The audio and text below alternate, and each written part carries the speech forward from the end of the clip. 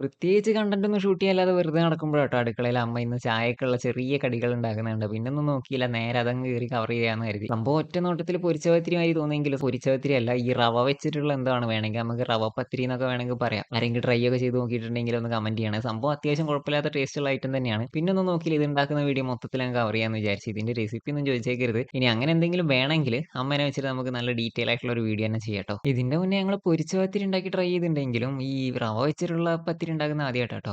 അപ്പൊ ഇതിന്റെ റൗണ്ട് ആയിട്ടുള്ള ഷേപ്പിൽ കിട്ടുന്നത് എങ്ങനെയാണ് മാവെടുത്ത് നന്നായിട്ട് കുഴച്ചിട്ട് അടിച്ചു വരുത്തിയ ശേഷം ഈ ഗ്ലാസ് ഒക്കെ വെച്ചിട്ടാണ് ഇതിന്റെ റൗണ്ട് ഷേപ്പിൽ എടുക്കുന്നത്. എല്ലാവർക്കും അറിയാവുന്ന കാര്യമായിരിക്കും. അപ്പൊ ഞാൻ ജസ്റ്റ് ഈ വീഡിയോയിൽ കാണിക്കുന്നതിന്റെ കൂടെ പറഞ്ഞു തരുന്നതേ ഉള്ളൂ കേട്ടോ. അങ്ങനെ ആ ഷേപ്പ് ഒക്കെ കഴിഞ്ഞാൽ പിന്നെ നേരെ പാനിലിട്ടിട്ട് അങ്ങ് പൊരിച്ചെടുക്കുന്ന പരിപാടിയുള്ളൂ കേട്ടോ. അത് കഴിഞ്ഞ സംഭവം റെഡിയായി. പിന്നെ നമുക്ക് നൈസായിട്ട് അങ്ങ് കഴിച്ചു തുടങ്ങാം. ചായന്റെ കൂടിയോ കാപ്പിന്റെ കൂടി എന്തിന്റെ കൂടെ നല്ല ചൂടോടെ കഴിക്കേണ്ടതുകൊണ്ട് തന്നെ ഞാൻ അതിന്റെ അടുത്ത് തന്നെ ഒരു ചെയറോട്ട് തന്നെ ഇരുന്ന് ഓരോന്നോരോന്നായി കഴിച്ചു തുടങ്ങി കേട്ടോ. അപ്പൊ ഇങ്ങനെയുള്ള വീഡിയോ ഒക്കെ നിങ്ങൾക്ക് ഇഷ്ടമാവുകയാണെങ്കിൽ പറയണം. നമുക്ക് ഒരുപാട് വീഡിയോസ് ചെയ്യാം കേട്ടോ. അപ്പൊ ഇഷ്ടപ്പെട്ട എല്ലാവരും കൂടെ ലൈക്ക് ചെയ്യുക, സബ്സ്ക്രൈബ് ചെയ്യുക, ഷെയർ ചെയ്യുക.